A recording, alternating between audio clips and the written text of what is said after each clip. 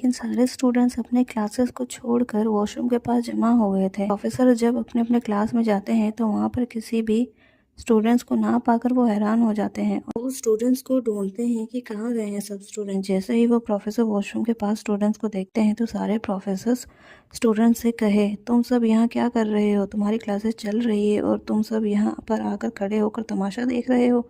क्या तमाशा चल रहा है? जाओ जाओ सारे अपने क्लास में, कोई भी हमें यहाँ पर नहीं दिखेगा कॉरिडोर में। प्रोफेसर को देख के नताशा को अच्छा मौका मिल जाता है और वो बोली, सर वो भूमिका और आलिया की वजह से यह सब हो रहा है। वो उनके तरफ इशारा करके बोलती है, इन दोनों ने हमारे दोस्त को चोट पहुंचाई जिसके चलते वो अभी मेडिकल रूम में गया है और इसी वजह से यहाँ पर इतना तमाशा हो गया है। जब प्रोफेसर ये सुनते हैं तो हैरान हो जाते हैं क्योंकि सबको पता है नताशा इस कॉलेज की सबसे सड़ियल अकड़ू लड़की है और कोई भी प्रोफेसर उससे बहस करने की चांस नहीं लेता है क्योंकि उसके डैड उस कॉलेज के ट्रस्टी हैं, जिसकी वजह से नताशा की उस कॉलेज में काफ़ी ज़्यादा चलती थी और कोई भी नताशा के खिलाफ जाता नहीं था।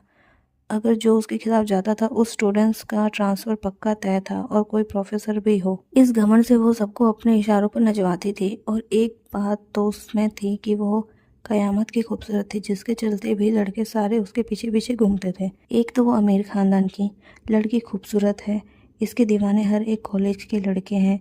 हर एक कॉलेज में स्टूडेंट्स बस नताशा को पाने की चाहत रखते हैं, लेकिन किसी की भी इतनी हैसियत नहीं थी कि उसको हैंडल कर सके, इसलिए सब उससे दूर रहने की ही सोचते थे। लेकिन ऋषि ऐसा लड़का था जो नताशा को हैंडल कर लेता था, या यूँ कहे वो नताशा का गुलाम था। प्रोफेसर बोलते हैं, कौन सी क्लास में है वो? उन दोनों को भेज देना मेरे पास और तुम सारे अपने क्लासेस जाओ यहाँ से। यह कहते हुए वो तीनों अपने अपने क्लासेस में चले जाते हैं। कॉन्फ्रेंस रूम में एक लड़का काफ़ी ज़ोर से चिल्ला रहा होता है सब पर, तुम लोगों से इतनी ज़्यादा लापरवाही कैसे हो गई है? बॉस कुछ ही देर में आने वाले होंगे, आज तो हम सबकी क्लास लगने वाली है।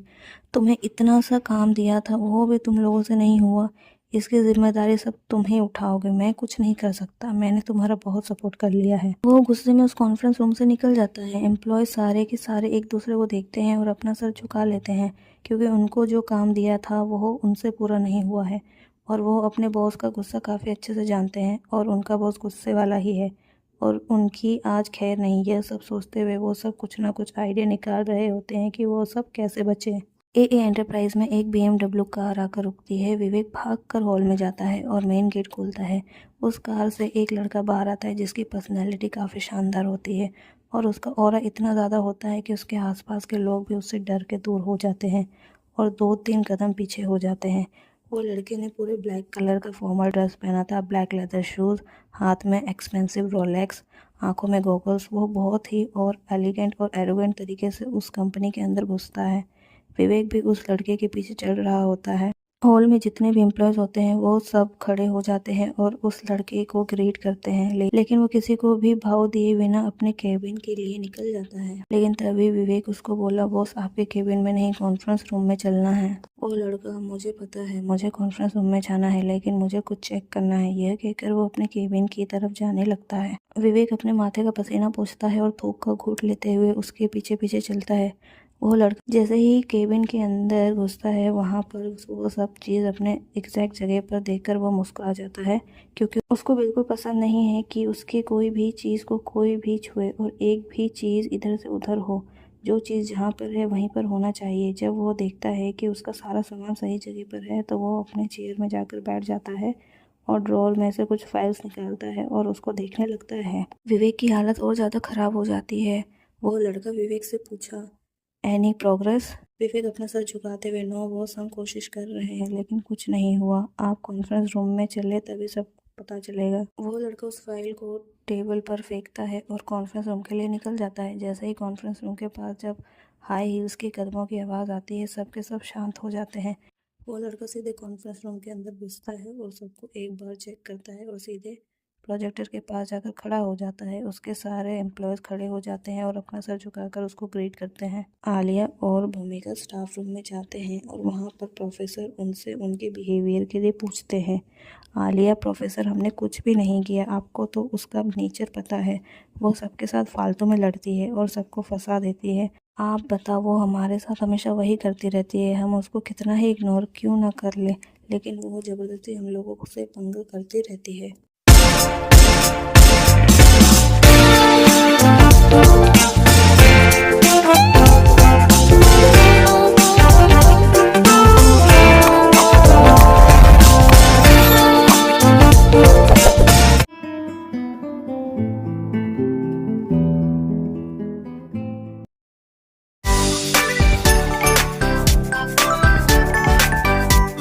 अभियुक्त के चेयर में बैठते ही सारे एम्प्लॉयज़ बैठने लगते हैं। तभी वो उन सबको कड़क आवाज़ में बोला, काम हो गया? कोई भी कुछ नहीं बोलता है। सब एक दूसरे को देखने लगते हैं। अभियुक्त सबको ध्यान से देखता है। सबके हाव भाव को देखकर उसे समझ आ जाता है कि किसी ने भी कोई काम नहीं किया है। इसलिए वो चुपचाप खड़ा हो जाता है और उसको खड़ा होता हुआ देखकर सबकी हालत और ख़राब हो जाती है। सबको एसी वाले रूम के अंदर में भी पसीने आ रहे थे। अभियुक्त, तुम सबको मैंने कितनी बार बोला कि वो काम जल्द से जल्द हो जाना चाहिए, लेकिन तुम सबसे वो पूरा काम हुआ नहीं। You all are fired. इतना ही सुनना था कि सबकी हालत ख़राब हो जाती है और वो सब उसके सामने गिड़गिड़ाने लगते हैं, लेकिन अभियुक्त को कोई फ़र्क नहीं पड़ता। वो वहाँ से निकलने लगता है। उन्हीं के बीच में से एक लड़का आ जाता है, वीरेन, और वो बोला, सर हमने पूरी कोशिश की, लेकिन जो कंस्ट्रक्शन साइट है वो हमें लेने दे ही नहीं रहे हैं, क्योंकि उधर किसी डॉन का राज है। हम वहाँ पर गए तो उन्होंने हमारे साथ बहुत गंदा सलूक किया। जब वो वहाँ पर गए वो सारी बात बताने लगता है। फ्लैशबैक। जैसे ही वो सब उस कंस्ट्रक्शन साइट में जाते हैं तो ए एंटरप्राइज के 2-3 एम्प्लॉयज़ वहाँ किसी और को कंस्ट्रक्शन में काम करता हुआ देखकर हैरान हो जाते हैं, क्योंकि वो कंस्ट्रक्शन तो उन्होंने खरीदने के लिए लेना था, लेकिन यहाँ पर तो काम चल रहा है, तो वो कैसे काम करेंगे। यही सब जानने के लिए वीरेन उन लोगों से पूछा, तुम यह सब यहाँ क्यों कर रहे हो? यहाँ सब यह लैंड हमारी हो रही है, इस पूरे प्रॉपर्टी को हम खरीदने वाले हैं, तुम यह सब काम कैसे कर सकते हो? रोको। इस काम करता हुआ आदमी वीरेन को देखकर इग्नोर मारता है और अपना काम में बिजी हो जाता है। यह देखकर वीरेन को काफ़ी गुस्सा आता है। वो ज़ोर से चिल्लाता है, तुम्हें समझ नहीं आ रही मेरी बात? मैं मना कर रहा हूँ तो तुम ज़बरदस्ती और काम किए जा रहे हो। वो आदमी गुस्से में उसको देखता है और अपने आजू बाजू वाले इंसान को देखकर कुछ इशारा करता है। उसके बगल में जितने भी आदमी खड़े होते हैं वो सारे आदमी एक साथ ही उस पर हमला कर देते हैं और उन पर टूट पड़ते हैं और उनकी बिल्कुल भी बात नहीं सुनते हैं और उनको धोने लगते हैं। वीरेन और उसके साथी जैसे तैसे करके वहाँ से भाग कर निकल आते हैं। Flashback and. यह सब जवाब जब अभियुक्त सुनता है तो वो हैरान हो जाता है और वो वीरेन और उसके साथ खड़े बाकी एम्प्लॉयज़ को ध्यान से देखता है। अभियुक्त किसी की लाइफ में इंटरफेयर नहीं करता था, इसलिए वो उनकी हेल्थ को लेकर इग्नोर कर दिया था। जब उसने उन्हें चोटिल हालत में देखा तब उसको ये सब पता चला तो वो गुस्से में कॉन्फ्रेंस रूम से निकल जाता है। विवेक वीरेन को अपने साथ चलने को कहता है। अभियुक्त अपनी ऑडी कार में निकल जाता है। विवेक पीछे अपनी कार में वीरेन के साथ निकलता है और वो स्पीड में जा रहे होते हैं, जैसे कि वो सारे सिग्नल तोड़ देंगे। कार की स्पीड को देखकर विवेक को समझ आ जाता है कुछ ना कुछ तो होगा ही, इसलिए वो भी अपने कार को उस कार की स्पीड में मैच करते हुए चलाता है। वीरेन उस कार की स्पीड को देखकर बोला, सर धीरे चलाइए, हमें ऊपर नहीं पहुंचना अभी। विवेक, अगर हम उस कार के साथ नहीं पहुंचे तो हम दोनों ज़रूर ऊपर पहुंच जाएंगे। ये कहते हुए वो और स्पीड में कार चलाता है। कार कंस्ट्रक्शन साइट रुकती है। जब वीरेन उस एरिया को देखता है तो उसको समझ आ जाता है कि वो कहाँ आ गया है। अभियुक्त अपने कार के खिड़की से बाहर उस एरिया को देखता है जहाँ पर अभी भी काम चल रहा होता है। अभियुक्त अपने कार से निकलता है। कार को देखकर सारे आदमी अपना काम करना रोक देते हैं और कार की तरफ देखते हैं। वो सारे अपने औजार लेकर खड़े हो जाते हैं। अभियुक्त को कार से निकलता हुआ देखकर सभी एक दूसरे को देखने लगते हैं कि अब यहाँ पर कौन आ गया। यहाँ पर तो किसी को भी आना मना है, तो फिर अभी यह कौन सा आदमी आ गया? उस दिन तो हमने उस सारे आदमियों को मारकर भगाए थे। वीरेन और विवेक भी कार से निकलते हैं। अभियुक्त वीरेन से पूछा, किसने तुम पर हाथ उठाया था? वीरेन उस आदमी के ऊपर उंगली करता है जिस आदमी ने उसको मारा था और वह वीरेन के सामने ही खड़ा था, 10 कदमों की दूरी पर। वो आदमी हंसते हुए, अच्छा तो तू इस आदमी को लेकर आया है हमसे मुकाबला करने के लिए? हम यहाँ कितने हैं और तुम सिर्फ एक, ये हमारा क्या ही बिगाड़ देगा? ये कहते हुए वो हंसता है। उसके साथ जितने भी आदमी खड़े होते हैं वो सब भी हंसने लगते हैं। अभियुक्त को यह देखकर काफ़ी गुस्सा आता है कि उन्होंने उसकी बेइज्जती कैसे कर दी। दुनिया में ऐसा कोई अभी तक इंसान पैदा नहीं हुआ था जिसने आज तक अभियुक्त की बेइज्जती की हो। सब उसके सामने सर झुका रहे थे, तो इस आदमी में इतनी हिम्मत कैसे आ गई कि उसने उसका मजाक उड़ाया? वो अपने गॉगल को निकालता है और हवा में फेंक देता है। विवेक उसका गॉगल को कैच करके पकड़ लेता है और ज़मीन में गिर जाता है। अभियुक्त गुस्से में, मुझे ये ज़मीन अभी के अभी चाहिए और तुम्हें अभी के अभी इसको खाली करनी है। अगर मेरे 10 गिनने से पहले कोई यहाँ से नहीं गया तो तुम सब चलने लायक नहीं बचोगे। वो आदमी, अच्छा तेरे में इतनी क्या हिम्मत है जो तू हम सबको ढेर कर देगा? अभियुक्त कुछ नहीं बोलता है, वो बस उन्हें गुस्से में देखता है। वो आदमी, तेरा गुस्सा हमारे सामने नहीं चलेगा।